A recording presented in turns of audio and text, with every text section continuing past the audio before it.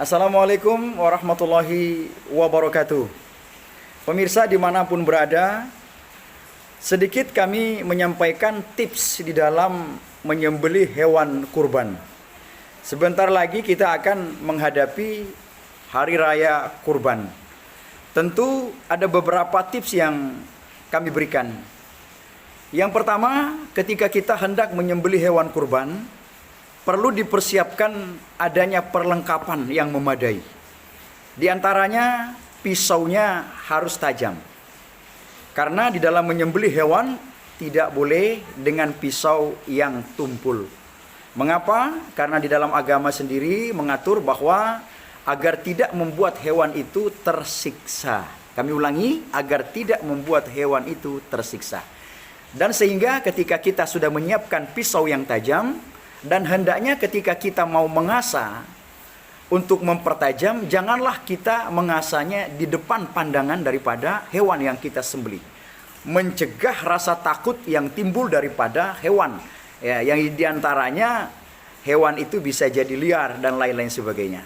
Sehingga itulah ketika sebelum menyembelih hewan itu, matanya perlu kita tutup.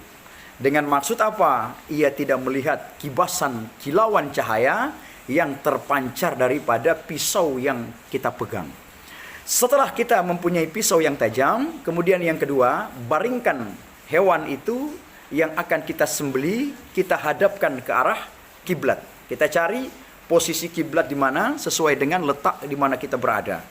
Ketika posisi sudah jelas, kita baringkan hewan itu, kemudian sebelum kita sembelih, siapkan daftar. Daftar ini bisa jadi adalah daripada nama niat yang diniatkan oleh penyembelih kepada perwakilan atau mungkin dari keluarga yang menitipkan kepada yang menyembelih. Sehingga kalau kami pribadi ketika menyembelih itu tentu pernah kami juga diberikan oleh teman nama yang begitu banyak. Kami yakin bahwa Allah itu tidak pernah lupa, Allah tidak pernah lalai. Sehingga ketika saya diberi nama, saya akan tidak sempat membacakan seluruhnya. Saya hanya berniat khusus untuk nama ini dan keluarganya. Karena sudah jelas dari ia adalah hasil daripada orang tuanya, dan orang tuanya adalah hasil daripada orang tuanya, dan terus mata rantai itu akan mengalir. Dan bukankah pada saat kita membeli hewan kurban ini, tentu kita sudah niat. Dan Allah tidak pernah lalai di dalam mencatat niat-niat kita ketika kita membeli hewan kurban, untuk siapa kita niatkan dan untuk siapa kita tujukan. Bismillah. Setelah semua sudah berjalan dengan baik, persiapan untuk kita melakukan penyembelihan. Ketika kita sudah berada, ketika hewan terbaring dan kita berada di antara belakang daripada hewan itu, kita tentu mengambil posisi searah dengan hewan yang kita sembelih. Ketika kita mengangkat pisau, jangan lupa untuk selanjutnya persiapan untuk membaca doa. Doa di dalam penyembelihan kita harus baca, kalau perlu juga mengucapkan takbir, insyaallah agar niat apa? Hewan yang kita sembelih itu akan mendapatkan keberkahan, akan mendapatkan semua kenikmatan yang baik, baik kita sedekahkan kepada orang-orang yang duafa, orang-orang fakir dan miskin, dan kita pun juga akan menyantapnya, insyaallah akan lembut dagingnya, akan nyaman dan bahkan terasa nikmat yang luar biasa. Ketika proses penyembelihan sudah mulai, kita meletakkan pisau pada bagian leher daripada hewan itu, jangan lupa bahwa pada urat leher yang terletak pada leher hewan itu, baik sapi ataupun kambing, itu terdapat ada dua urat. Yang pertama ada urat jalannya nafas, dan yang kedua urat jalannya makanan. Sehingga banyak kita lihat ketika terputusnya hanya satu urat saja atau urat makan saja, satu uratnya yang tidak terputus, maka hewan itu tidak asing, dia bisa lompat dan lari. Nah, kadang kita berpikirnya aneh lagi. Wah, ini hewan setelah disembelih dia lompat, dia jalan. Kita mengatakan ada keajaiban pada hewan itu. Nah, ternyata bahwa pada leher hewan itu belum terpotong habis dua urat tadi.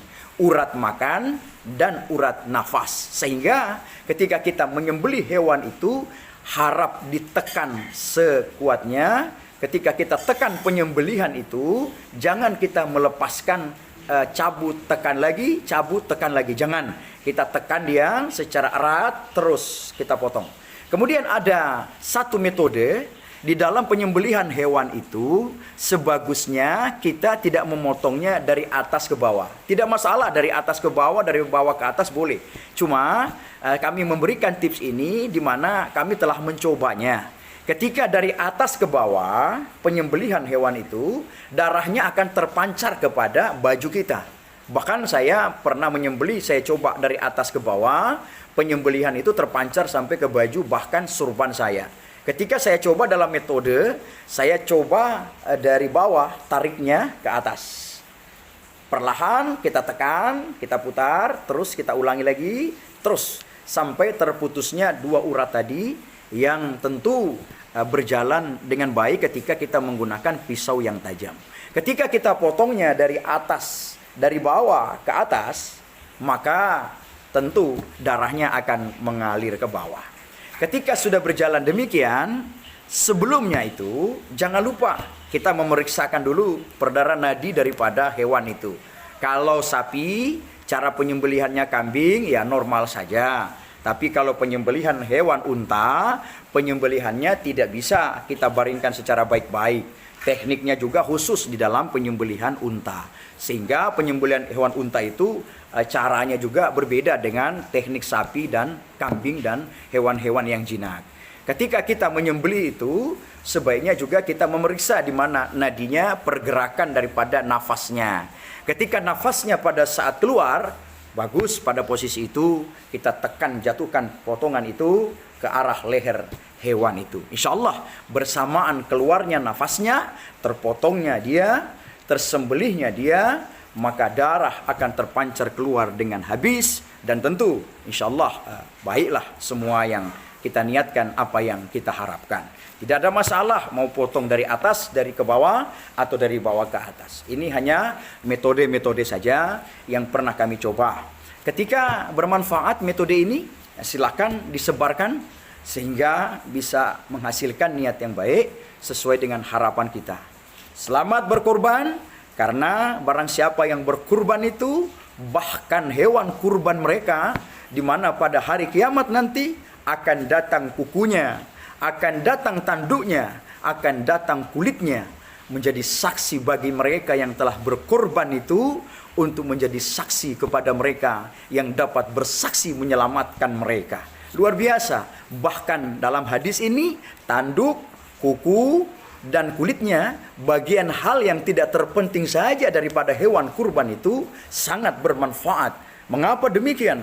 Karena keistimewaan hewan kurban itu. Insya Allah bermanfaat bagi kita yang sudah berniat di dalam berkurban. Kemudian lakukanlah yang terbaik apa yang telah kita niatkan. Ini saja metode tips penyembelihan hewan kurban yang saya sampaikan tadi. Insya Allah ada manfaatnya bagi kita semuanya. Salam santun selalu dari saya, Ibtu Muhammad Atmal bin Muhammad Fauzi, Kapolsek Tapa, Polres Bone Bolango, Polda Gorontalo, alumni Pondok Pesantren Al Khairat Pusat Palu. Wallahul muwafiq ila aqwamit thariq. Wassalamualaikum warahmatullahi wabarakatuh. Selamat menyembelih hewan kurban.